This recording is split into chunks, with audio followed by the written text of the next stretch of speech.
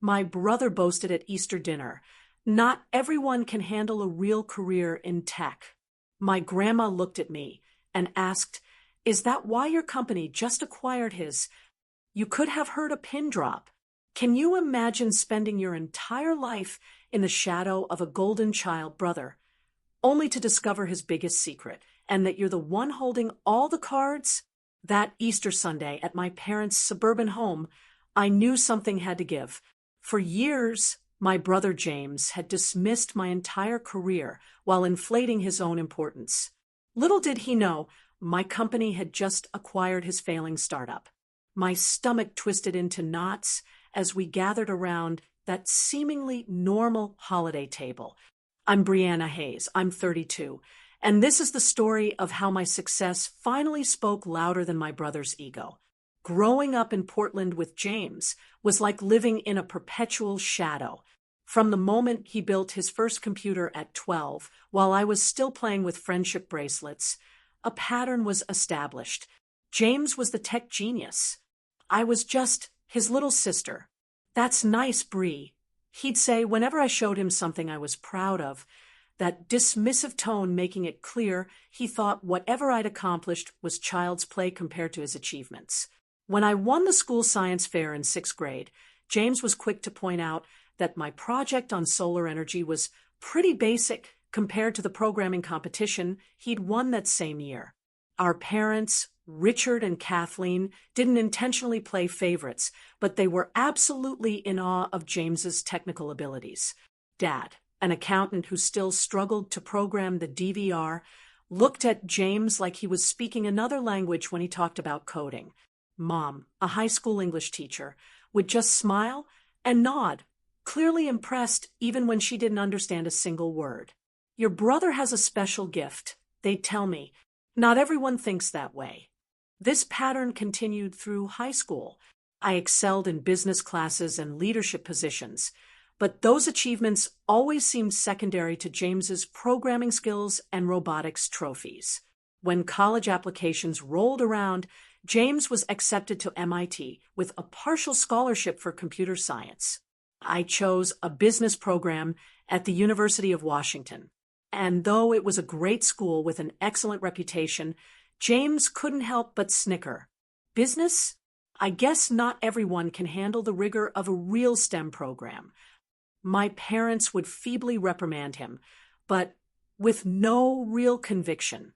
"James, be nice to your sister," Dad would say, but then immediately asked James about his latest coding project, effectively validating the hierarchy James had established. The only person who ever really saw me was my grandmother, Eleanor. Grandma was a complete surprise in our family.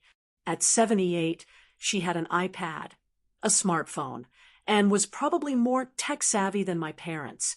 She'd been a mathematics professor in the 1970s when women in her field were rare, and she recognized something in me that others missed. "They don't see it yet, Brianna," she told me once during my sophomore year of college, when I was home for Christmas break, feeling particularly overshadowed after James had spent dinner talking about his internship at Google. "But you have something just as valuable as technical knowledge. You understand people and systems. You see the big picture that matters in technology, too." With her encouragement, I focused on my strengths. I graduated with honors, landing a job in marketing at a small tech firm called DG Path. James, predictably, was unimpressed. "Marketing for a tech company," he said at my graduation dinner. "So, you'll be making pretty brochures for products you don't understand." I swallowed my anger and promised myself I'd prove him wrong. I worked twice as hard as anyone else at DG Path, not just learning the marketing side, but understanding our products deeply enough to explain their value to clients. I took night classes in basic programming, not to become a developer, but to speak the language of our technical teams. Within 3 years, I'd moved up to marketing director. And 2 years after that, I was recruited by Synergy Tech, a major player in enterprise software. Each step forward in my career was met with the same dismissive attitude from James. When I excitedly told my family about my new job at Synergy Tech, James interrupted with news about his own startup idea. My promotion to team lead coincided with his first round of seed funding. When I was made department head, he announced he'd been featured in a tech blog. Family gatherings became increasingly tense as James dominated conversations with technical jargon, positioning himself as the only person at the table who truly understood the modern world. He'd use terms like neural networks and blockchain architecture without explanation, effectively shutting down any meaningful contribution from others. "Don't worry if you don't get it," he'd say, especially to me. "It's pretty complex stuff." My parents would beam with pride, while I sat quietly building my career without fanfare. Grandma Eleanor would catch my eye across the table and give me a knowing wink. Patience, her look seemed to say, "Your time will come." And it did, in a way I never could have anticipated. 7 years into my career at Synergy, I was appointed Director of Strategic Acquisitions, responsible for identifying promising smaller companies for potential purchase. It was during a routine review of acquisition targets that a familiar name appeared on my desk. Nexteer, a startup with promising technology but struggling financials. James's startup. My career trajectory at Synergy Tech hadn't been accidental. While James was busy talking about his achievements, I was quietly building mine. I started in marketing, but quickly demonstrated an aptitude for understanding market trends and identifying opportunities. My ability to translate between technical teams and business objectives made me invaluable, and my talent for strategic thinking moved me up the corporate ladder faster than even I had expected. After 8 years, I found myself as Director of Strategic Acquisitions, a position that combined my business acumen with my hard-earned technical knowledge. My team was responsible for identifying promising companies that could either complement Synergy Tech's offerings or eliminate future competition. We analyzed dozens of potential acquisitions each quarter, looking not just at current value, but at future potential. It was during one of our regular scouting sessions that the name Nexteer appeared on our radar. They had developed an innovative approach to machine learning that could potentially enhance our flagship product. The company had strong intellectual property and talented engineers, but was struggling with monetization and market penetration, a common problem for technically brilliant founders without business experience. "This one has potential," my assistant, Parker, noted, sliding the preliminary report across my desk. "Small team, great tech, burning through cash too quickly. Classic acquisition target." I opened the file and froze when I saw the founder's name, James Hayes. My brother's company was on our acquisition list, and he had no idea I was in a position to influence its fate. My first instinct was to recuse myself immediately. There was a clear conflict of interest, and I prided myself on my professional ethics. But before I could pass the file to my colleague, curiosity got the better of me. What exactly had my brother built? How was his company really performing? For once, I had the opportunity to see beyond James's carefully curated narrative. What I found surprised me. The technology was genuinely innovative. James had always been brilliant. But the business? It was in trouble. Nexteer had burned through 2 rounds of funding with minimal revenue to show for it. Their customer acquisition costs were unsustainable. Their marketing strategy was inconsistent, and they had no clear path to profitability.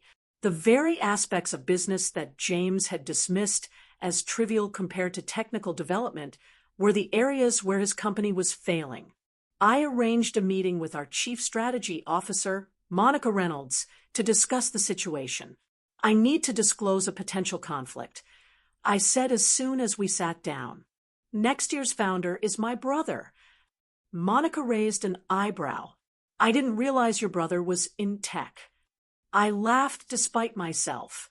"Oh, he's made sure everyone knows he's in tech. He just doesn't advertise that his sister works for a corporate sellout like Synergy Tech."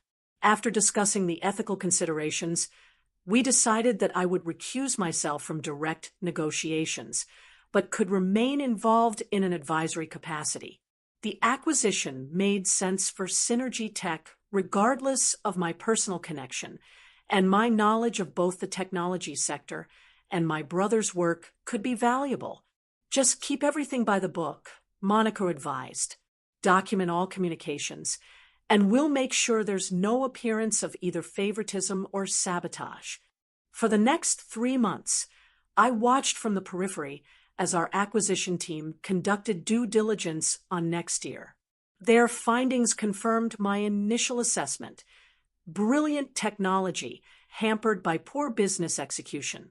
To my surprise, I found myself advocating for the acquisition despite my complicated feelings about James. The technology was worth saving, and the team, except perhaps its founder, deserved a chance to succeed with proper support. What struck me most during the process was that James appeared completely unaware of my role at Synergy Tech. In the few family gatherings that occurred during this period, he continued to talk down to me about tech while I sat silently, knowing more about his company's financial state than he realized I could possibly understand. The acquisition was finalized 1 week before Easter. Nexteer would become a subsidiary of Synergy, with their technology integrated into our main platform. James would stay on as a technical advisor for 1 year, reporting to a manager who, ironically, reported to me. The financial terms were generous, more generous than the company's performance warranted. But we were paying for the intellectual property and talent, not the current revenue. As Easter approached, I found myself increasingly anxious about the inevitable family gathering. Should I tell my family about my involvement before the dinner? Should I warn James? I called Grandma Eleanor for advice. "You've done nothing wrong, Brianna," she said firmly. "You've built a career you should be proud of, and you've conducted yourself ethically throughout this process. If James has misrepresented his success or underestimated yours, that's for him to reconcile." "But it's going to be so awkward," I groaned. "Perhaps," Grandma replied, and I could hear the smile in her voice. "But sometimes a little awkwardness is necessary for growth. Come to dinner, be yourself, and let the truth find its way to the table." So that's what I decided to do. I would attend Easter dinner without preemptively revealing my role in the acquisition. I wouldn't lie if asked directly, but I wouldn't volunteer information either. Let James tell his version first. I thought, after all these years of living in his shadow, I was curious to see how he would present his company's successful exit. Easter Sunday arrived with deceptive tranquility. The April sky was clear blue. Blossoms dotted the trees in my parents' yard, and the air carried that distinctive spring freshness. I pulled up to my childhood home with Michael, my boyfriend of 2 years, beside me. Michael squeezed my hand reassuringly. "Remember, you've done nothing wrong," he said, echoing Grandma Eleanor's words. "And I'm here for moral support." Michael knew all about James. He'd witnessed enough family gatherings to understand the dynamic, and he'd been my sounding board throughout the acquisition process. As a high school history teacher, he was refreshingly removed from the tech world, which made him a perfect neutral party. "I know," I sighed. "I just hate confrontation." "Sometimes it finds you anyway," he replied sagely. Mom greeted us at the door with her customary enthusiasm, hugging us both tightly. "Brianna, Michael, so good to see you. Everyone's already here. We're just waiting on Aunt Linda and Uncle Rob." James and his wife, Heather, had already arrived, along with Grandma Eleanor and my father's brother, Uncle Dave, with his family. I steeled myself and stepped into the living room. James was holding court by the fireplace, gesturing animatedly, while Heather smiled politely beside him. Dad and Uncle Dave were nodding, seemingly impressed by whatever he was saying. Heather spotted me first and waved, genuine warmth in her expression. Despite everything, I'd always liked Heather. She was kind and unpretentious, a pediatric nurse who seemed to balance James's ego with her own groundedness. "Brianna," she exclaimed, coming over to hug me. "It's been too long."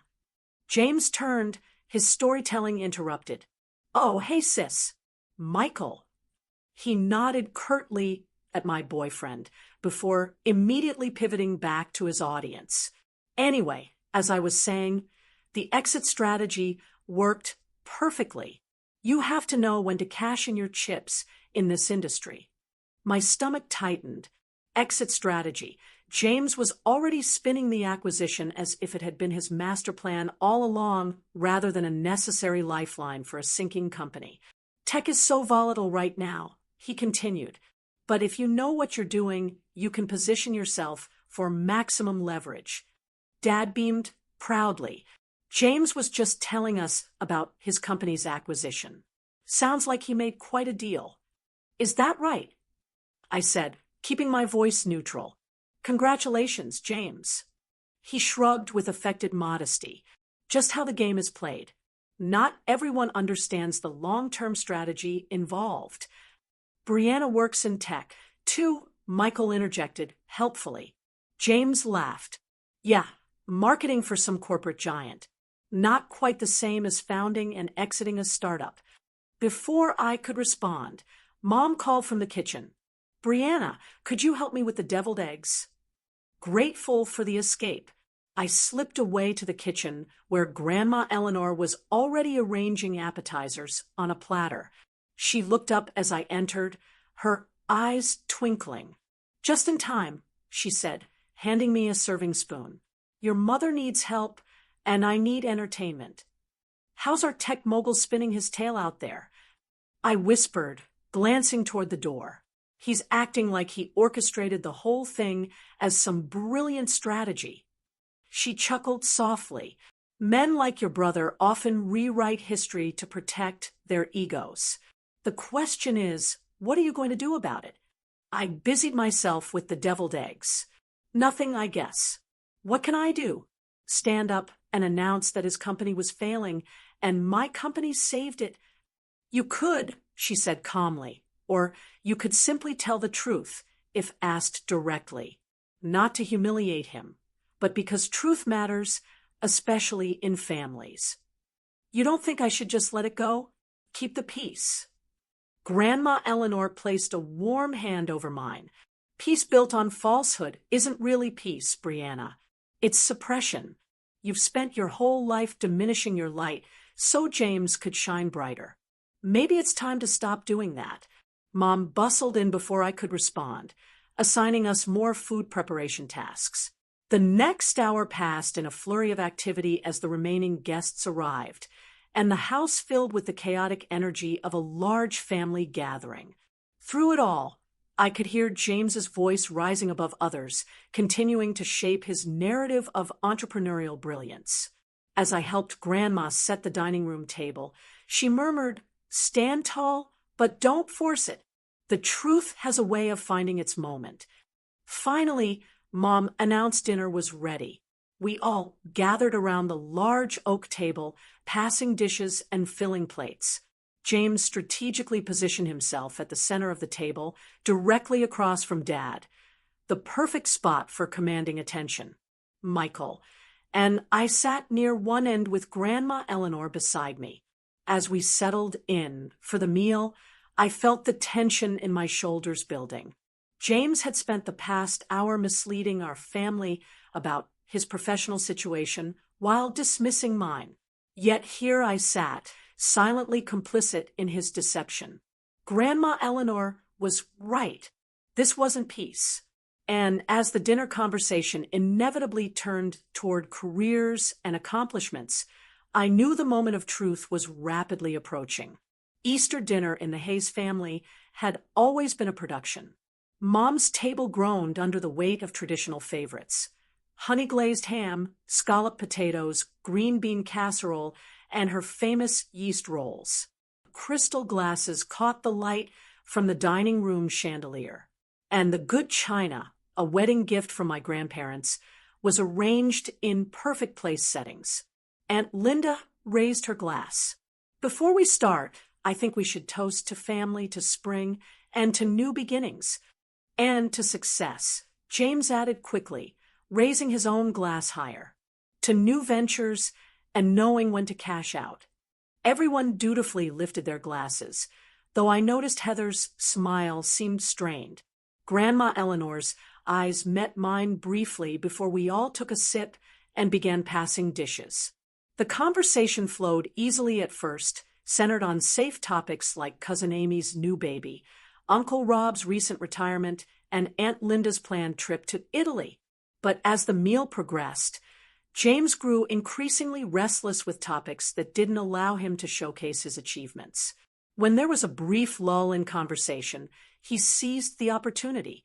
"So, Dad, I've been thinking about advising you on your retirement portfolio," he said, cutting into his ham.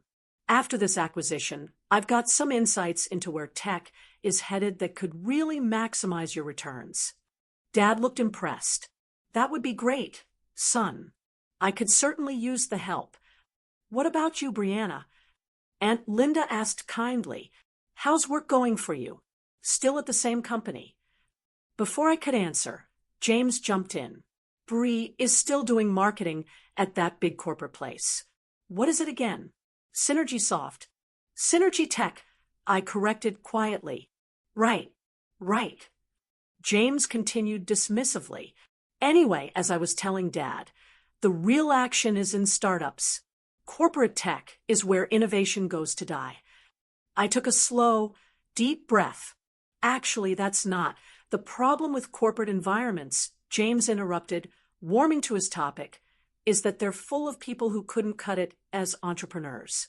"No offense, Bree," he added with a patronizing smile that made it clear offense was absolutely intended. "Mom tried to redirect. Brianna has been promoted several times, James. She's doing very well." Sure. James nodded condescendingly. "I'm sure she's great at whatever marketing stuff she does. But let's be real, it's not the same as being in the trenches, building something from nothing, taking real risks." The table had grown uncomfortably quiet. Even Michael, normally diplomatic to a fault, was gripping his fork with unnecessary force. I focused on cutting my ham into perfectly even pieces, willing myself to stay calm. James, oblivious to the tension, or perhaps feeding on it, continued his monologue. "The tech industry separates the visionaries from the support staff pretty quickly. Some people have what it takes to innovate, to disrupt, to lead technological revolutions. Others are better suited to, well, supporting roles." He looked directly at me. "Not everyone can handle a real career in tech." The silence that followed was deafening. Mom looked mortified. Dad uncomfortable. Heather was staring intently at her plate. I felt Michael's hand find mine under the table, squeezing supportively. And then, from the other end of the table, came Grandma Eleanor's clear, steady voice. "Is that why your company just bought his?" Time seemed to stop. All eyes swiveled from Grandma to me, then to James, whose fork clattered against his plate. His face, usually so composed, cycled rapidly through confusion, disbelief, and then dawning horror. "What?" he sputtered, looking frantically between Grandma and me. "What are you talking about?" Grandma Eleanor took a calm sip of her water. "I'm simply asking if that's why Brianna's company, Synergy, acquired your startup next year. Because they're the real tech innovators." The table erupted in confused murmurs. Dad looked bewildered. "Brianna's company bought James's? What does that mean?" James's face had flushed deep red. That's not what happened," he stammered. "We were acquired, yes, but it was a strategic exit. I chose to sell, and Brianna had nothing to do with it. She works in marketing, for God's sake." All eyes turned to me. For a moment, I considered letting it go, finding some diplomatic way to preserve James's dignity. But then I remembered Grandma's words about truth and families, and all the years I'd spent dimming my light. "Actually," I said, my voice steadier than I expected, I'm the Director of Strategic Acquisitions at Synergy Tech. I've been in that role for almost 2 years now. James stared at me in disbelief. That's impossible. You would have said something. Would I? I asked quietly. When would I have mentioned it, James? Between your lectures on blockchain or your explanations of why marketing isn't real tech work? Wait, Dad interjected, looking confused. You're saying you were involved in buying James's company. She's lying. James snapped. She's trying to take credit for my exit. If she worked in acquisitions, I would have known. My team dealt with Synergy Tech executives. Your team dealt with my team. I corrected him. I recused myself from direct negotiations because of our relationship. But yes, I was involved in an advisory capacity, and I'm the one who initially identified Nexteer as an acquisition target. The stunned silence that followed was broken by Heather's soft voice. It's true, James. I saw Brianna's name on some of the preliminary paperwork. I assumed you knew and just weren't mentioning it. James looked betrayed. You knew? And you didn't tell me? I thought you knew. Heather protested. Why wouldn't you know? Because she's lying. James pushed back from the table violently, his chair scraping against the hardwood floor. This is sabotage. You deliberately targeted my company, didn't you? Couldn't stand that I was finally succeeding, so you had to take over and ruin it. Your company was 3 months from bankruptcy, James, I said, keeping my voice level. You had great technology, but no sustainable business model. The acquisition saved your company, your employees' jobs, and your reputation. How dare you? James was nearly shouting. You know nothing about tech business. James, Mom interjected, please calm down. I will not calm down, he snapped. My sister has been undermining me my entire life, and now she's claiming she saved my company? That's rich. I looked around the table at the shocked faces of my family. I'm not claiming I saved anything.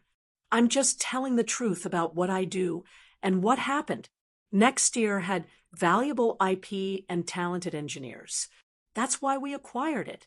It was a business decision, not a personal one. James laughed bitterly. Right. Just business. Is that why you never mentioned your role? Because it was so impersonal. I never mentioned my role because you never asked. I said simply, you've never been interested in my career, James. You've been too busy explaining to everyone why what you do is so much more important. The raw honesty of my statement hung in the air. James opened his mouth to argue, then closed it again, without another word. He turned and stormed out of the dining room. A moment later, the front door slammed. The table remained silent for several long seconds. Finally, Uncle Rob cleared his throat. Well, that was unexpected. Aunt Linda turned to me. Brianna, honey, I had no idea you were so high up in your company. Why haven't you ever told us? I looked around at my family at the genuine surprise and interest on their faces, and felt a weight I hadn't even realized I was carrying begin to lift. I guess no one ever really asked. I said softly, as the shock of James's departure settled over the table. All eyes turned to me. The family dynamic had shifted so suddenly that no one seemed to know quite how to proceed. Heather looked particularly uncomfortable, caught between loyalty to her husband and the uncomfortable truth that had been revealed. Perhaps, Grandma Eleanor suggested gently, this would be a good time for Brianna to tell us about her actual career. Mom nodded eagerly, though her eyes kept darting to the front door where James had exited. Yes, please. I feel terrible that we don't know more about what you do. Sweetheart. I took a deep breath, feeling strangely vulnerable. For years, I'd protected myself by keeping my professional life separate from my family, partly because of James's dismissive attitude, and partly because I'd grown accustomed to being overlooked. I started at Synergy Tech, in marketing. That's true, I began, but I moved into product strategy after 2 years, then to business development, and finally to acquisitions. I've been with the company for 9 years now. 9 years. Dad looked surprised. That's impressive in tech, isn't it? Such a volatile industry. Michael nodded. Extremely impressive. Brianna manages a team of 15 people and reports directly to the C-suite. A small smile tugged at my lips as I glanced at my supportive boyfriend. It's a good position. I enjoy the work. But what exactly do you do? Aunt Linda asked, seeming genuinely interested. So I told them. I explained how my team identified promising companies with valuable technology or market position, how we evaluated their potential fit with synergy tech, and how we structured deals that benefited both parties. I described the due diligence process, the negotiation strategies, and the integration challenges that followed acquisitions. That sounds incredibly complex, Uncle Rob commented. I had no idea. And next year? Dad asked cautiously. How did that come about? I explained the process as factually as possible, emphasizing the professional aspects and downplaying any personal elements. The technology was genuinely innovative, I said, wanting to be fair to James despite everything. Our technical team was impressed with what they'd built, but the business fundamentals weren't strong enough to sustain the company independently. So, you saved them, Aunt Linda concluded. We made a business decision that benefited both companies. I corrected gently. Synergy Tech got valuable IP and talent. Next year's investors got a better return than they would have otherwise, and their employees got job security. And James? Mom asked quietly. James received fair compensation for his work and has a 1-year contract as a technical advisor. I explained. After that, he can stay on if both parties agree it's working out. Heather, who had been quiet until now, suddenly spoke up. The acquisition saved us financially, she admitted.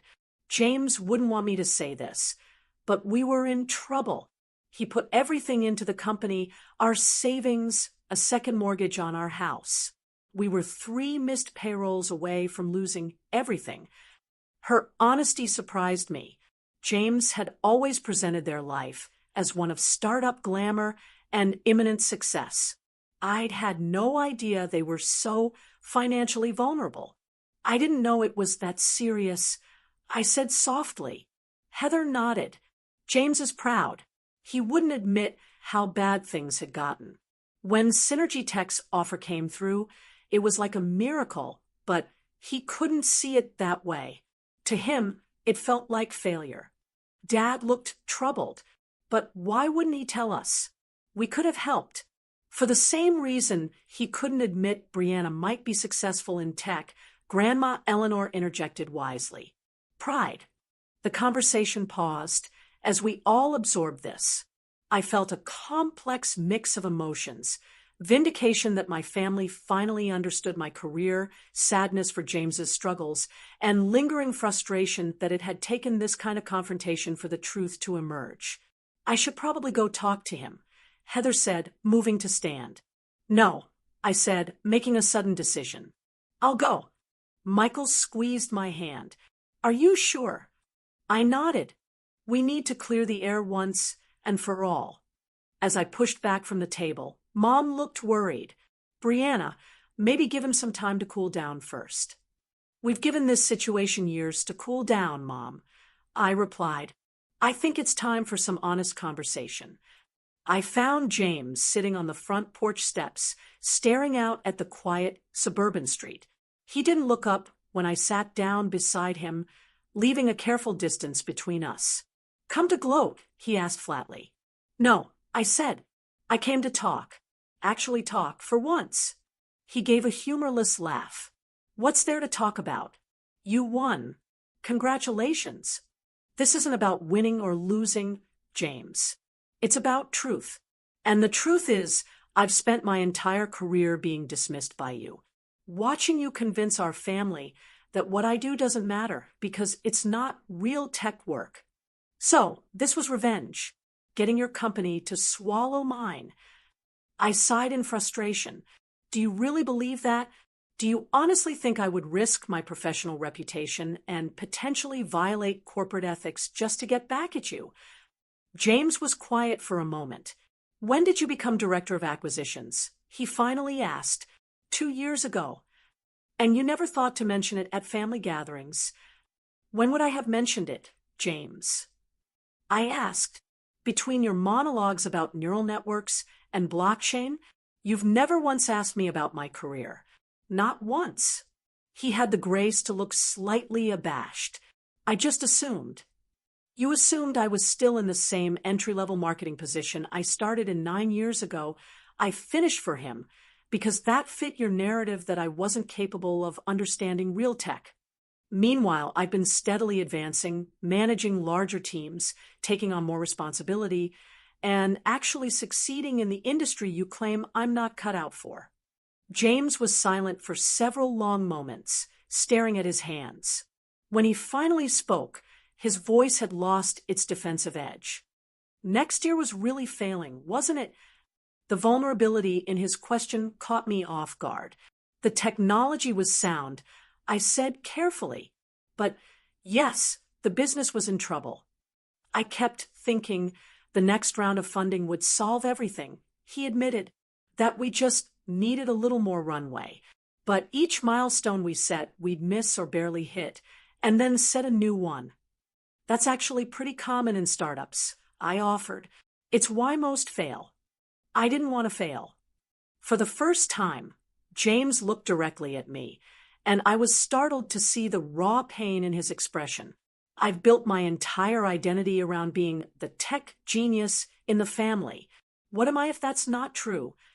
The question hung between us, heavy with years of competition and misunderstanding. I thought carefully before responding. You are a tech genius, James. Your coding skills are incredible, and the core technology at Nexteer is genuinely innovative. That's not in question. But building a successful company requires more than just technical brilliance. It needs business acumen, market understanding, strategic planning, all the things you've dismissed as unimportant compared to coding. He winced. Things you're good at. Yes, I acknowledged. Things I'm good at. We could have been complementing each other's strengths all these years instead of you treating me like I was somehow less than you because I focused on the business side of tech. James ran a hand through his hair, a gesture so familiar from our childhood that it momentarily transported me back to simpler times. I've been an ass, haven't I? The blunt admission startled a laugh out of me. Yes, you really have. A ghost of a smile crossed his face. Can I blame it on the stereotypical arrogance of programmers? You can try, I replied, but I work with plenty of programmers who manage not to be condescending to their sisters. The smile faded, and James looked genuinely remorseful. I'm sorry, Bree. I really am. I don't think I realized how dismissive I've been until I heard it played back to me today.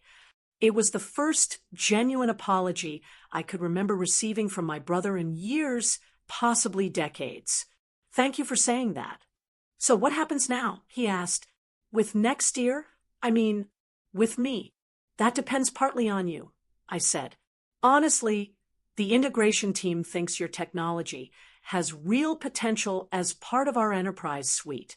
You know the code better than anyone. If you can put aside your pride and work collaboratively, there's a place for you. Working for my little sister's company, he said, but without the bitterness I might have expected earlier. Working with a company that values your technical expertise, I corrected. My division oversees acquisitions, but I wouldn't be your direct manager. That would be Marcus in technical integration, and he's brilliant. You'd learn a lot from him. James was quiet for a moment. I need to think about it. That's fair, I agreed, but don't think too long. Tech moves quickly, as you know. We sat in silence for a few minutes, watching a neighbor walking their dog across the street. It wasn't a comfortable silence exactly, but it wasn't hostile either. Progress of a sort. We should probably go back inside, I finally suggested. Mom's probably worried. And your food is getting cold. James nodded. This is going to be awkward, isn't it? Probably, I admitted. But maybe it's time we were honest with each other and with the family. No more pretending. He took a deep breath and stood up. No more pretending, he agreed, offering me his hand. I took it, allowing him to help me up. And together we walked back toward the house, toward a family dinner that would be uncomfortable, but also perhaps the first honest one we'd had in years. Walking back into the dining room with James felt like re-entering a different world. The conversation stopped abruptly, all eyes turning toward us with varying degrees of concern and curiosity. Heather looked particularly relieved to see her husband return, some of the tension leaving her shoulders. Everything okay? Mom asked cautiously. James and I exchanged a glance. We're working on it, I answered honestly.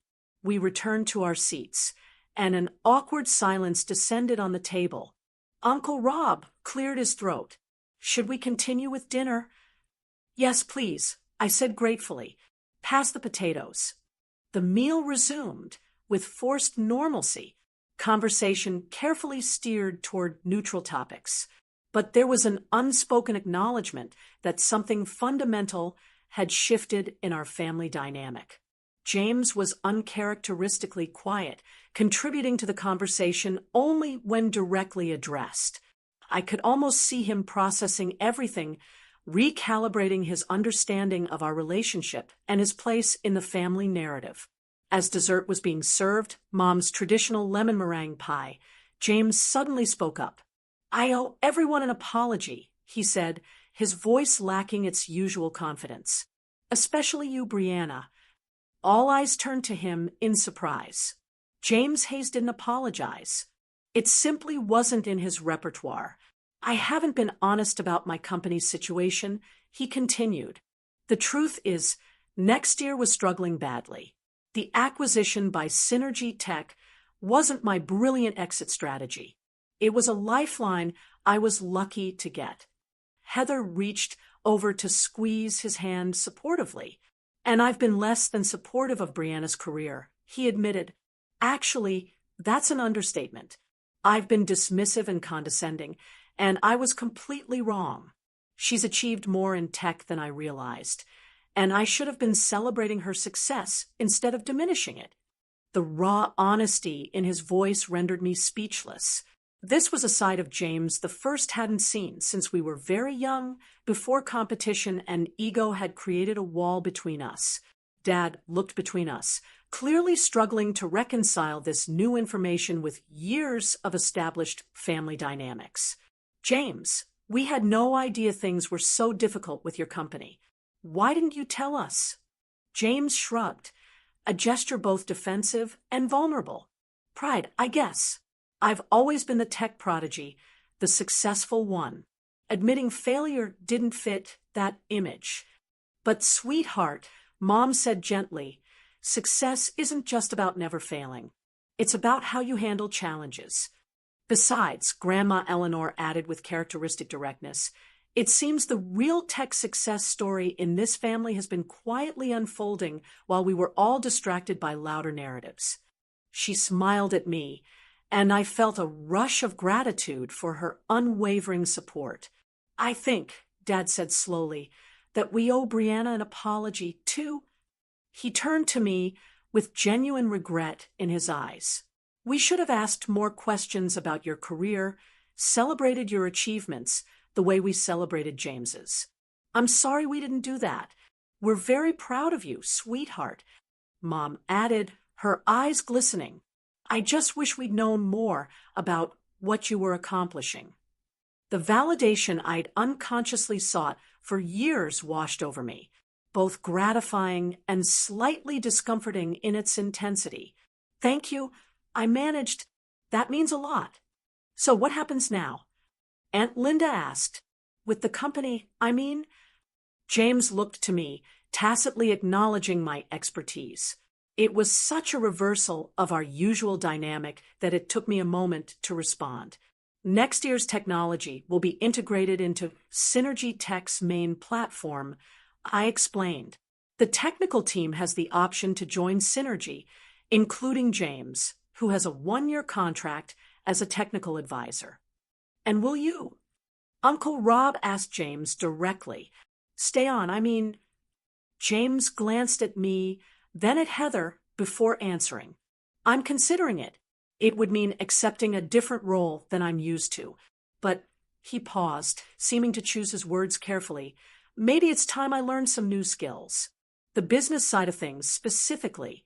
It was as close to an acknowledgement of my expertise as I'd ever heard from him. I decided to meet him halfway. The tech industry works best when different types of expertise collaborate, I offered. Technical brilliance and business acumen aren't mutually exclusive. They're complementary. Like brother and sister, Grandma Eleanor suggested with a knowing smile. James actually laughed. Exactly like that, I suppose. As the meal continued, the conversation began to flow more naturally. For perhaps the first time in our adult lives, James and I engaged in a genuine dialogue rather than parallel monologues or one-sided lectures. He asked questions about my role at Synergy Tech with authentic interest, and I inquired about the technical challenges he'd solved at Nexteer. Our family watched this exchange with something like wonder, as if witnessing a rare natural phenomenon. After dessert, as we helped clear the table, Dad pulled me aside. I had no idea, Brianna, he said quietly, about your job, about how successful you've become. Why didn't you tell us more? I considered the question seriously. I think after a while I just got used to being in the background. James was always so forceful about his accomplishments that it seemed easier to stay quiet about mine. Dad looked genuinely distressed. We should have noticed. I should have noticed. It's okay, Dad. I reassured him. We all fell into patterns, but maybe now we can create some new ones. Later, as we gathered in the living room for coffee, Grandma Eleanor orchestrated a moment that would have seemed impossible just hours before. I think, she announced with the authority that only an elder matriarch can command, that we should have a proper toast to both these siblings and their achievements in technology. She raised her coffee cup, eyes twinkling, to James, whose technical brilliance created valuable innovation, and to Brianna, whose business acumen ensures that innovation reaches its potential in the market. May they both continue to succeed, perhaps even together. To James and Brianna, the family echoed, raising their cups. James caught my eye across the room and raised his cup a little higher in my direction. A simple acknowledgement, but one that spoke volumes about the shift in our relationship. As the afternoon turned to evening and guests began to depart, James approached me one more time. I meant what I said earlier. He told me quietly, I am sorry for how I've treated you and your career. I know, I said, and I appreciate that. He hesitated, then added, I'm going to take the position at Synergy Tech. I've got a lot to learn about the business side of tech. And he smiled ruefully. It seems I have access to a pretty good teacher. I couldn't help but smile back. Just promise not to call it not real tech work, and we'll be fine. Deal, he agreed, extending his hand formally. I bypassed the handshake and gave him a quick hug instead. Happy Easter, James. Happy Easter, Bree, he replied, and for the first time in years, the nickname held affection rather than condescension. As Michael and I drove home that evening, I felt both exhausted and strangely invigorated.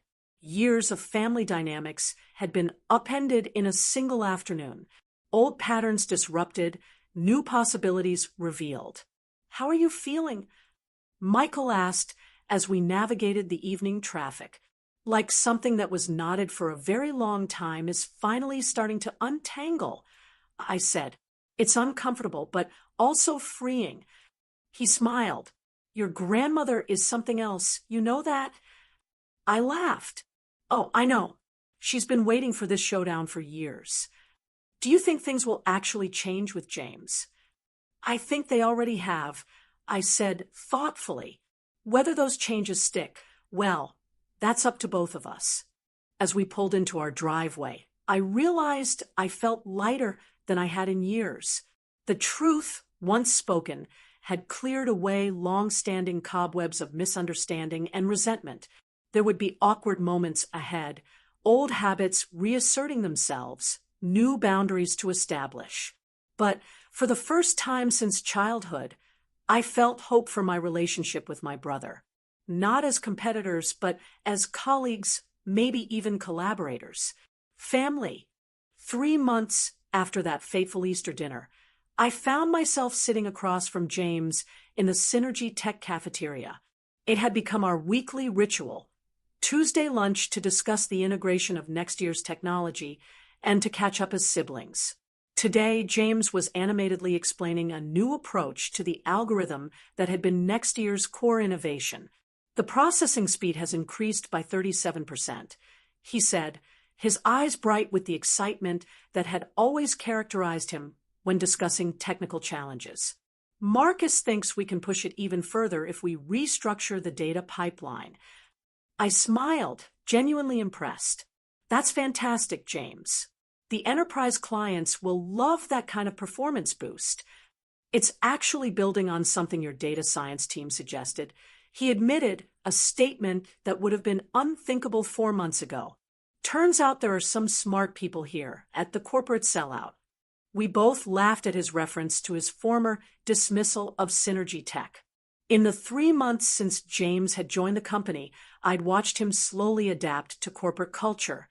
There had been rough patches. His tendency to speak bluntly had ruffled some feathers in HR, and he'd initially bristled at the layers of approval required for changes. But he was learning.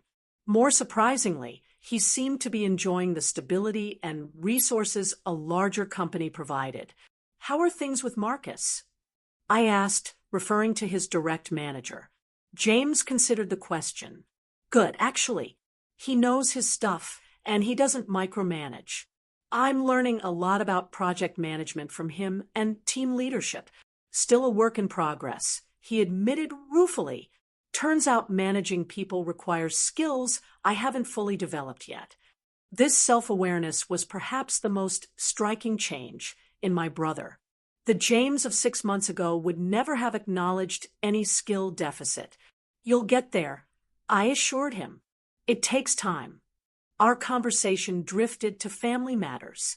Mom and Dad had visited the Synergy Tech campus the previous week, finally seeing firsthand what both their children did professionally.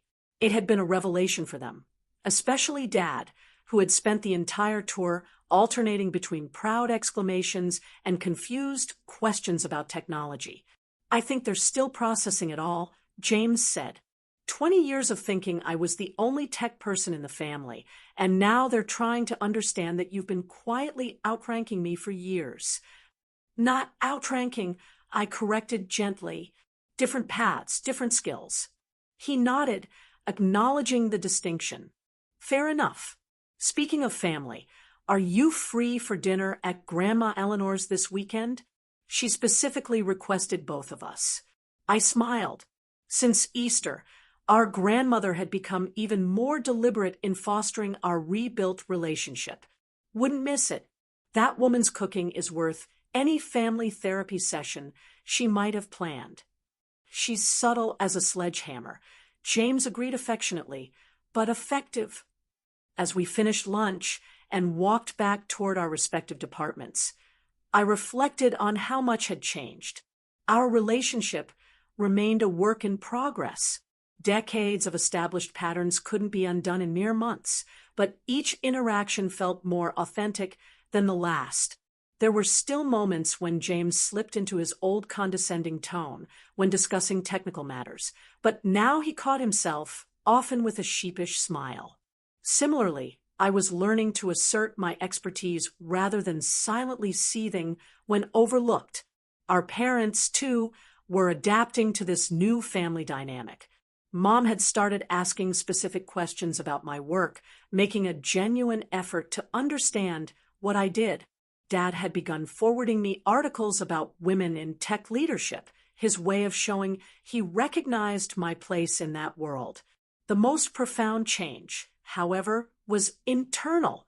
After years of diminishing my accomplishments to keep peace in the family, I was learning to take up space, to acknowledge my expertise, to correct misperceptions without apology. In professional settings, this newfound confidence translated to more effective leadership and clearer communication with my team. The following weekend, as promised, James and I joined Grandma Eleanor for dinner at her cozy apartment. After a meal of her famous pot roast, she served coffee in her living room and fixed us both with her characteristic direct gaze. "So," she said, settling into her favorite armchair, "how are my two tech executives getting along these days?" James and I exchanged amused glances. "Subtlety isn't your strong suit, is it, Grandma?" I teased. "At my age, dear, there's no time for beating around the bush," she replied. "Well, we're doing well," James answered. "Better than I expected. Honestly, he's learning to accept feedback without taking it as a personal attack," I added with a smirk. "And she's learning to give feedback without sounding like a corporate training manual," James countered good-naturedly.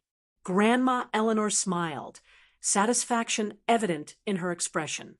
"Good. Families should be honest with each other, but kindly so." "I've been thinking about that a lot lately," I said, "about honesty and families. For years, we all participated in this fiction that James was the only tech success story. Me by staying quiet about my achievements, James by exaggerating his, and the rest of the family by never questioning the narrative. It was comfortable," James admitted. "For me, anyway. I got to be the star." "And what have you learned from having that comfort disrupted?" Grandma asked him. James considered the question seriously. "That comfort isn't always growth. That being the star kept me from learning things I needed to know. And that," he glanced at me, "that I missed out on a potential ally by treating my sister like a competitor." Grandma nodded approvingly before turning to me. "And you, Brianna, what have you learned?" "That silence isn't actually peace," I said. "That diminishing myself to make others comfortable wasn't serving anyone, least of all me. And that authenticity, while sometimes uncomfortable, is the only way to be truly known and loved." "Very good," Grandma said, sounding like the professor she once was. "Now, the real test will be taking these lessons forward. Family patterns have a way of reasserting themselves if we're not vigilant. We're working on it," I assured her. "James has actually been asking for my input on managing his team at Synergy Tech. And Brianna's been consulting me on technical aspects of upcoming acquisitions." James added, "Turns out our skills really do complement each other." "As I've been saying for approximately 30 years, Grandma noted dryly. We laughed, the sound of genuine affection filling her small apartment. As the evening wound down, and we prepared to leave, Grandma Eleanor held both our hands in hers. "I'm proud of you both," she said simply, "not just for your professional accomplishments, impressive as they are, but for doing the hard work of breaking unhealthy patterns. That takes more courage than any career achievement." On the drive home, I found myself reflecting on her words. It had indeed taken courage to disrupt the comfortable fiction our family had maintained for years, but the freedom that came with authenticity was worth the temporary discomfort. James and I would never have a perfect relationship. Siblings rarely do. We were too different in our approaches, too shaped by our individual experiences. But we had found a way to respect those differences rather than allowing them to divide us, to see them as complementary rather than competitive. In the tech industry, where change is the only constant, adaptability is essential for success. James and I had finally applied that principle to our personal relationship, and both were stronger for it. The truth, as it turned out, hadn't destroyed our family as I'd feared. It had rebuilt it on a more solid foundation, one where achievements weren't compared but celebrated, where differences weren't threats but assets, and where being known was more important than being impressive. It was a lesson I carried forward into all aspects of my life, that authentic connections built on honesty rather than performance were the most valuable technology of all. Have you ever experienced a moment where standing in your truth changed a relationship for the better? I'd love to hear your stories in the comments below. And if you've enjoyed this journey of sibling rivalry turned collaboration, please hit that like button and subscribe to the channel for more stories about navigating complex family dynamics. Share this video with someone who might need permission to shine their own light without dimming it for others. Thank you for watching, and remember, sometimes the most important disruption isn't in technology, but in the patterns we've accepted for too long.